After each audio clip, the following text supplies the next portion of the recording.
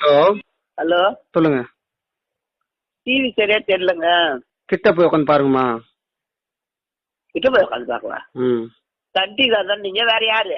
யாருக்கா போனை போட்டு என்ன டிவி தெரியலன்னா என்ன அர்த்தம்? யாருக்கும் செக் பண்ணிட்டு போட்டேன் நம்பர் நீ வை. மஞ்சள் மீன் இருக்கின்றான், வாழை மீன் இருக்கின்றான், நெய் மீன் இருக்கின்றான், நெத்திலி மீன் இருக்கின்றான், கெண்டை மீன் இருக்கின்றான், கெளுத்தி மீன் இருக்கின்றான். இவ்வளவு ஏன் சொரா மீன் முதற்கொண்டு இருக்குங்கிறான்.